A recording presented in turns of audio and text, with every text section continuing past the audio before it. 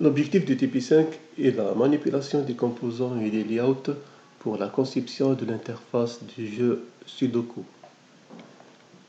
Pour l'instant, on va focaliser sur un jeu Sudoku qui est composé de 4 lignes et 4 colonnes. Pour cela, on crée un nouveau projet.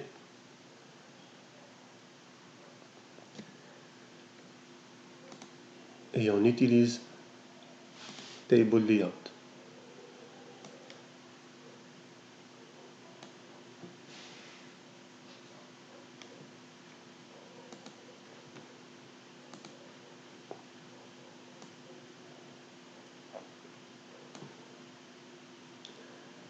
Un table layout est composé de plusieurs table rows. Le premier row, deuxième, troisième, quatrième. On peut en ajouter et on peut supprimer des lignes.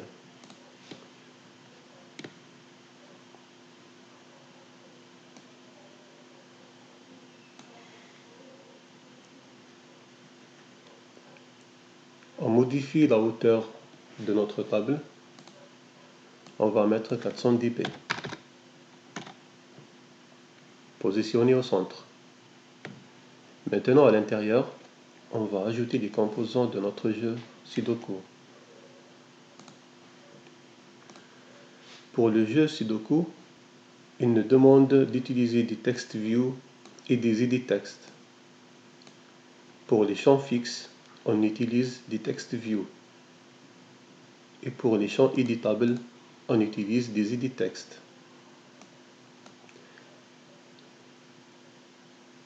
On essaie de reconstruire cette matrice. Alors, on va ajouter un edit text, un text view, edit text, un deuxième text view pour la première ligne.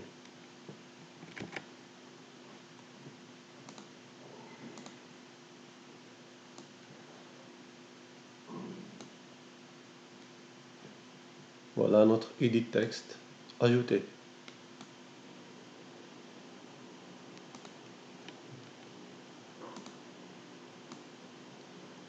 Et un autre text view après le premier edit text.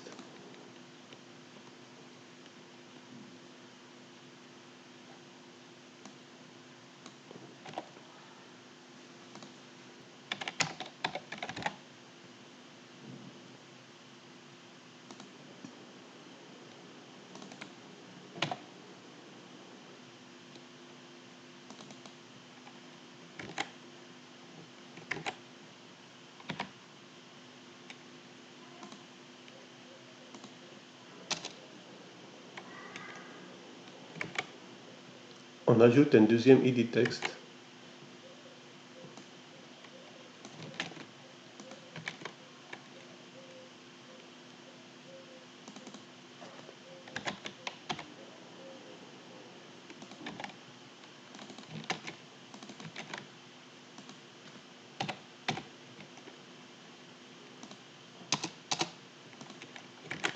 Et après, un deuxième text view pour mettre la valeur 1.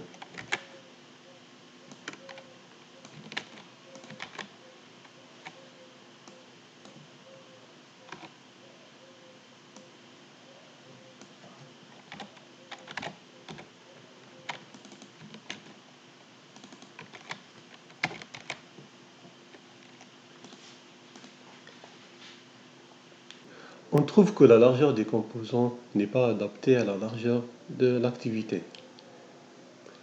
Donc on doit modifier ça. On peut supprimer l'attribut ms pour les edit text, comme ça.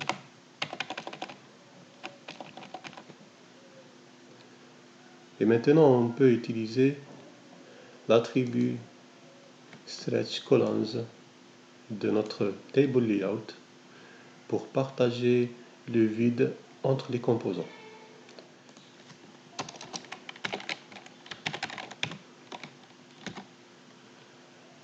Alors, pour que le partage de cet espace sera équitable entre les 4 composants qu'on a, on peut utiliser l'étoile.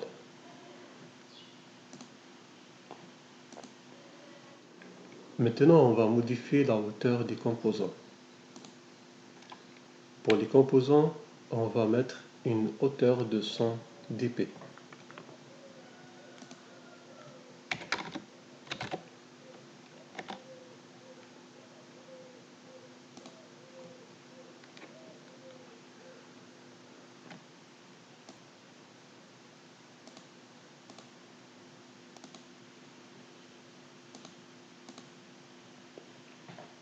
Voilà. Donc ça, c'est notre première ligne. Maintenant, on va modifier la taille du texte.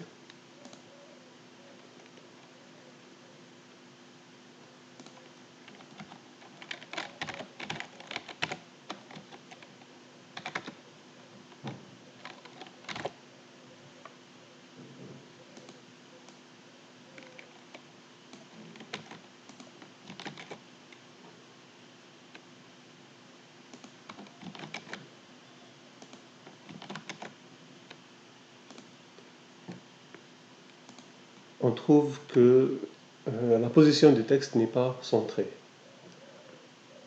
Donc on doit la mettre au centre.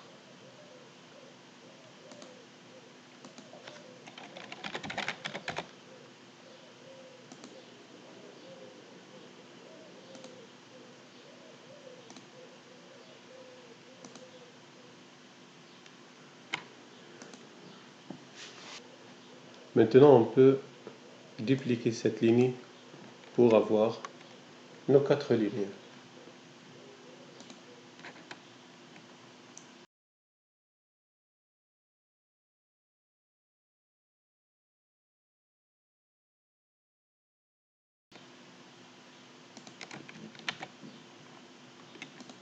Voilà notre table row, deuxième table row, troisième, quatrième.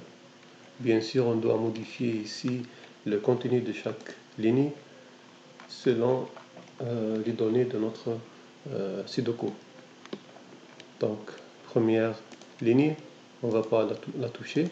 Deuxième ligne, on va voir qu'est-ce qu'il y a comme ordre de composants. Donc, on doit avoir un text view, après un edit text, après 2 text view.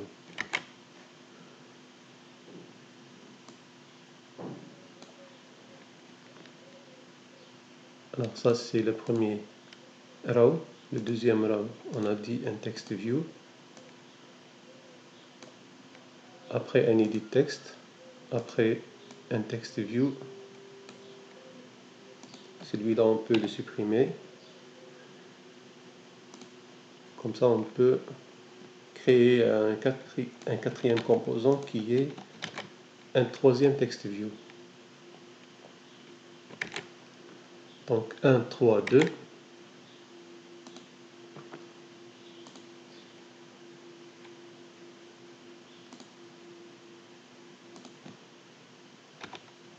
Un, 3 et 2. On modifie les ID.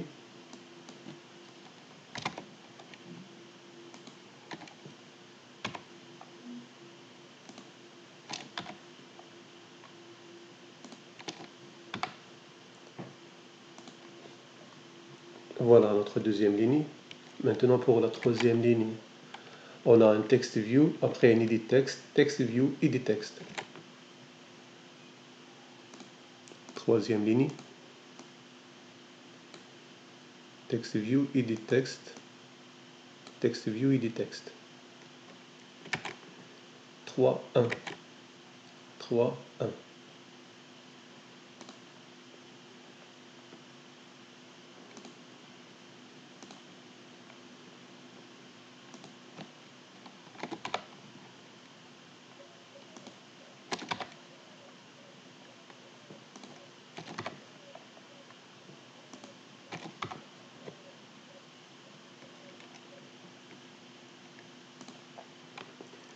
La quatrième ligne est composée d'un edit text, text view, edit text, text view. Donc on a le bon ordre. Seulement les valeurs ici, on va les inverser. 1 et 3.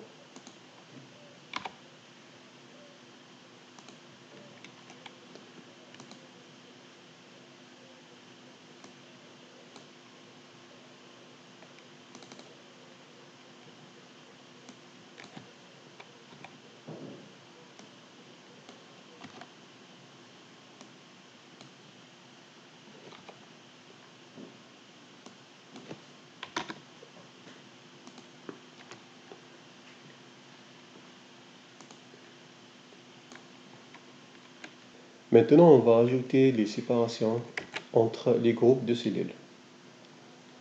Donc, on a des séparateurs horizontaux et des séparateurs verticaux.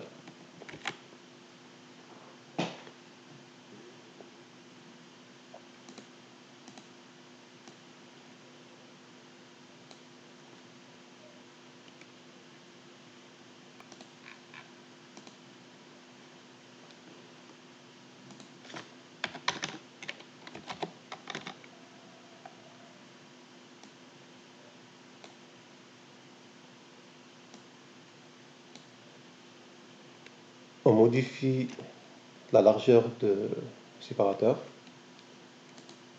On va essayer 5 dp.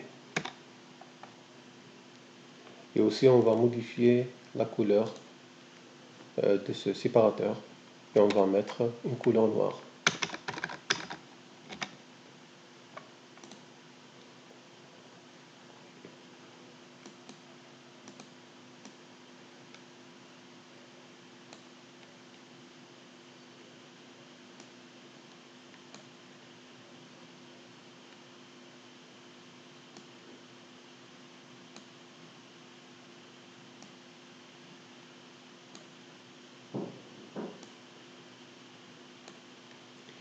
De même, on modifie sa hauteur.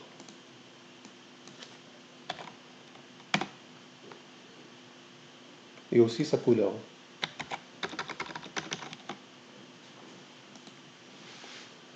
Voilà, donc les séparateurs ici, ce sont juste des views. On peut voir le code. Donc on va trouver ici des views avec une hauteur, une largeur différente. Donc pour le séparateur horizontal, on a ici la hauteur qui change. Donc 5 dp. Comme ça. Par contre, sa largeur, elle doit être égale à la partie qu'on veut séparer. Ici, dans notre cas, c'est le table layout. Et même chose pour le séparateur vertical. Donc ici, c'est la largeur qui change, 5 dp. Par contre, la hauteur, elle doit être égale à la hauteur de la partie qu'on veut séparer.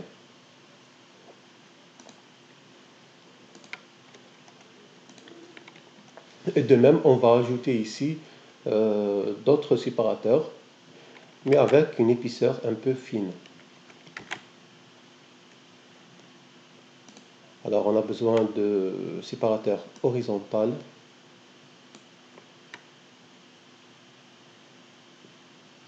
qui sera positionné entre la première et la deuxième ligne.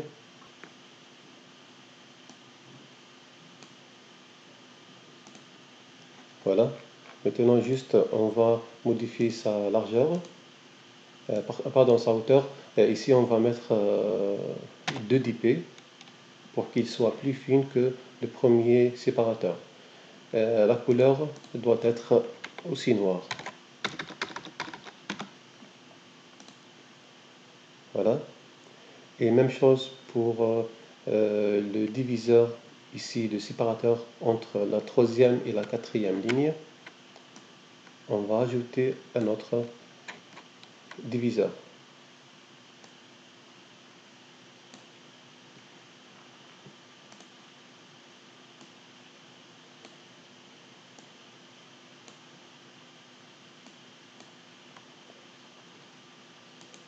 Avec une hauteur de 2 dp et une couleur noire.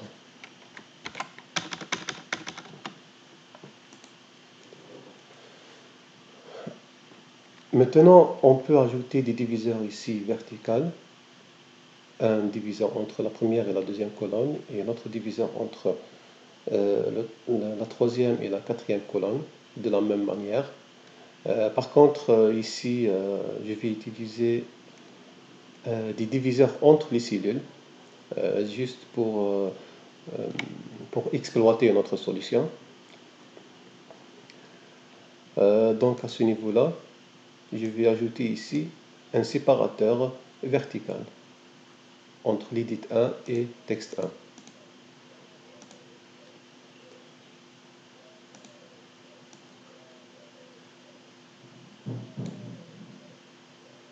Voilà.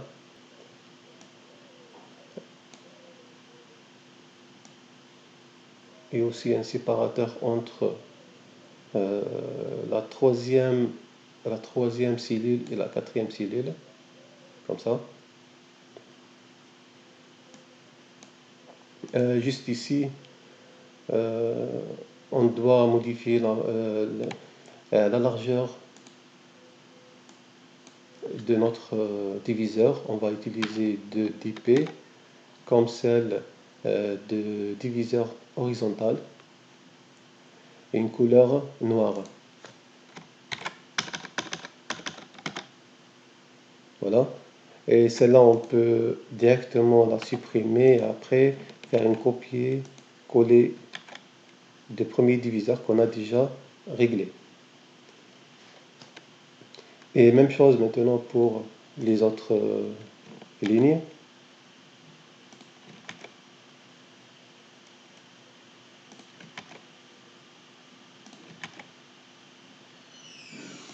Et dernière ligne. Voilà. Maintenant, on va organiser l'affichage ou ranger l'affichage. On peut utiliser la fonction stretch columns au lieu d'utiliser étoile. Donc, l'espace sera divisé entre la colonne numéro 0, la colonne numéro 2, donc 0, 2, 3, 5.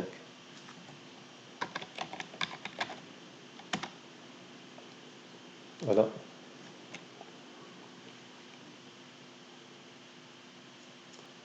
Maintenant, on va créer la bordure de notre matrice, comme montré dans l'exemple.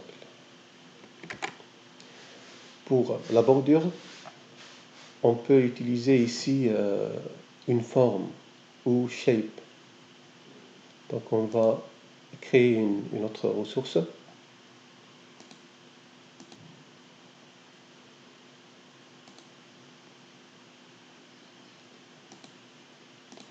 La ressource, on va l'appeler bordure.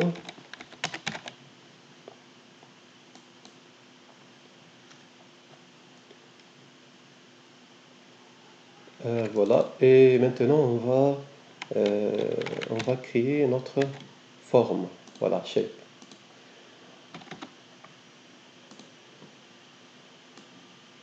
Alors, notre shape, c'est quelque chose de rectangulaire. Donc, c'est rectangle. Les 3 attributs qu'on peut utiliser, c'est solide. Donc, c'est l'arrière-plan de notre forme avec l'attribut couleur. Et on peut mettre ici un blanc.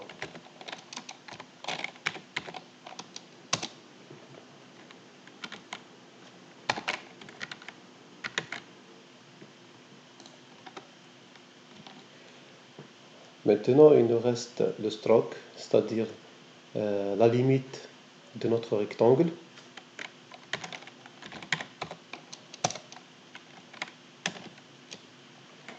On va mettre une couleur de rectangle noire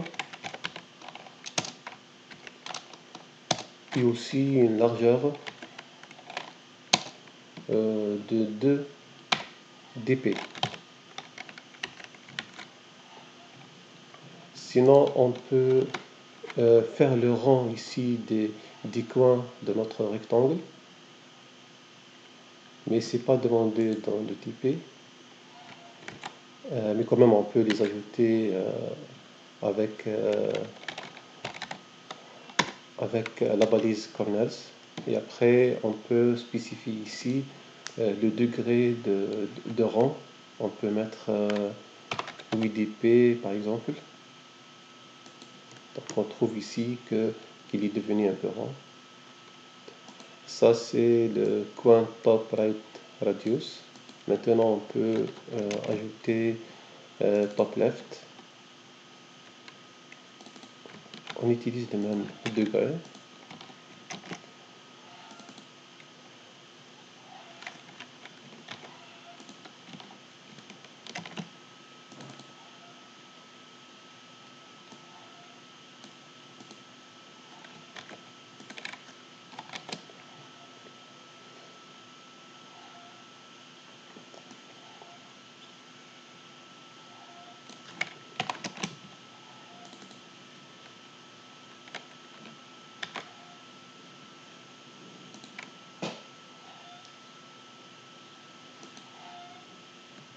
Voilà notre bordure.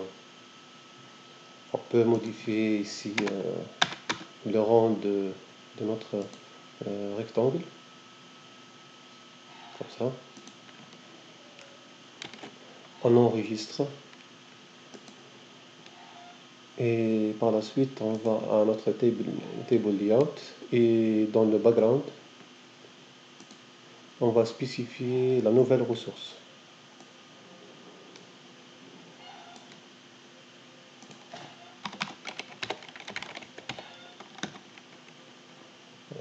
Elle s'appelle bordure, c'est celle-là.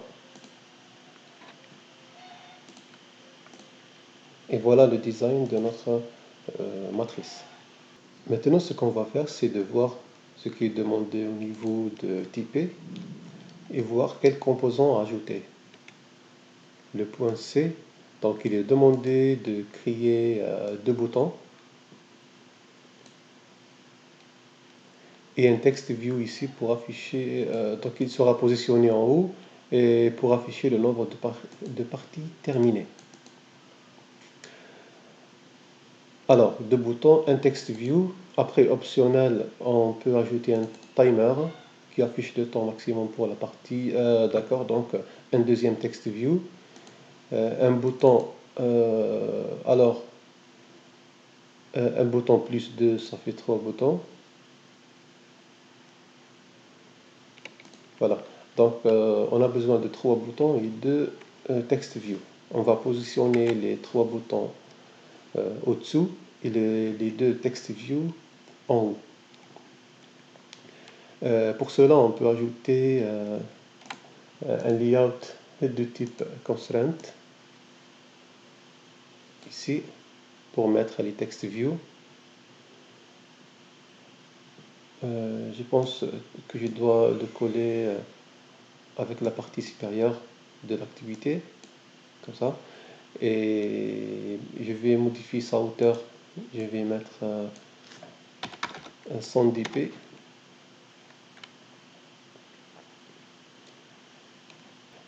Sinon ici, je vais ajouter deux text view. Premier text view et deuxième text view. Donc le premier c'est pour afficher le nombre de parties et le deuxième c'est pour le timer. Pour positionner ces composants, je peux créer une chaîne des deux pour bien espacer les composants l'un de l'autre. Donc je les sélectionne tous les deux et après un clic à droite et créer une chaîne horizontale. Voilà, je peux modifier la taille du texte.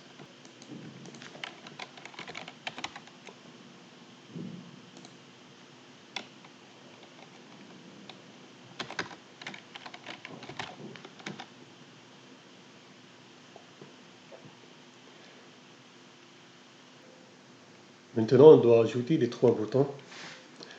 Les deux boutons, le premier pour démarrer, le deuxième pour annuler une partie, et un troisième bouton pour choisir le niveau de difficulté du jeu. Pour cela, on peut utiliser les trois boutons, on peut les mettre directement. Premier, deuxième, et aussi le troisième bouton. On peut modifier le texte. Les premiers boutons, on va mettre démarrer. Et annuler une partie. Et là, c'est difficulté.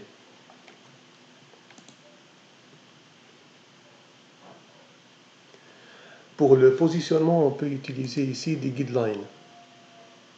On va utiliser deux guidelines verticaux.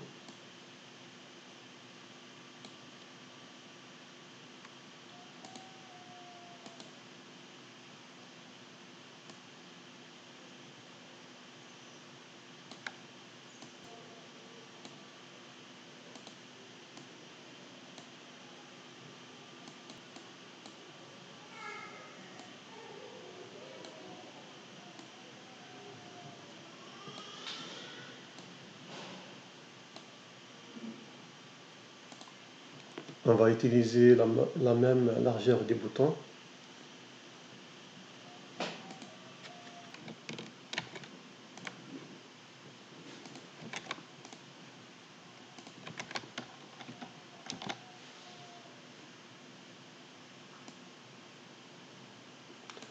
On peut utiliser aussi un guideline horizontal.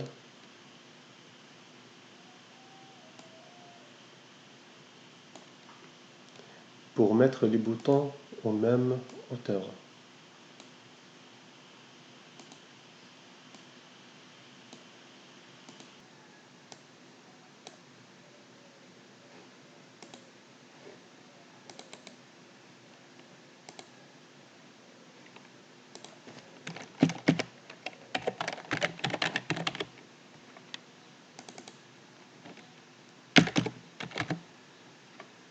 Maintenant, on lance l'application. Après exécution, on trouve qu'il n'y a pas un espace entre la matrice et l'écran, ici, à gauche et à droite. Pour le créer, on doit modifier la marge de tableau.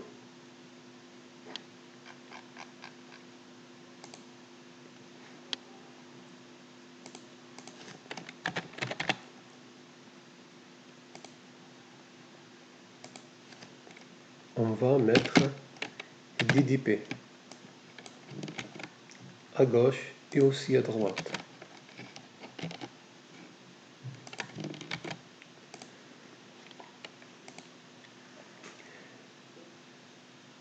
Mais quand même, il n'y a pas encore une marge entre le tableau et l'écran. Alors on doit modifier la largeur de notre tableau.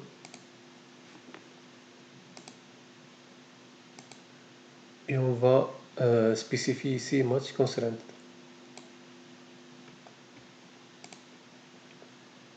Comme ça. Sinon, on trouve les séparateurs sortent de la zone de tableau. Pour cela, on doit modifier aussi leur largeur ainsi que les contraintes de début et de fin de chaque divider. Alors, on a le divider 5, il n'est pas concerné par la modification. Divider 6, si. Donc ici, pour sa largeur, on doit mettre match constraint. C'est bon, normalement, il est réglé. Pour le divider 7, il est aussi concerné par la modification. On va modifier sa largeur. Mais là, on trouve qu'il ne répond pas à nos besoins. Donc ici, on doit modifier les contraintes de début et de fin de ce séparateur.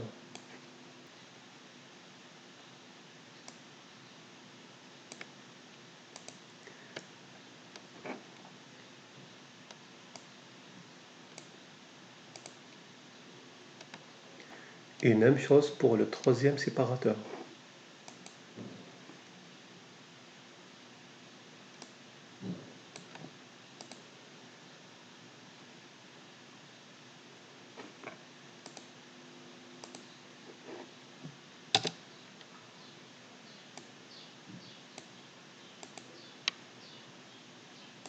Et on relance l'application.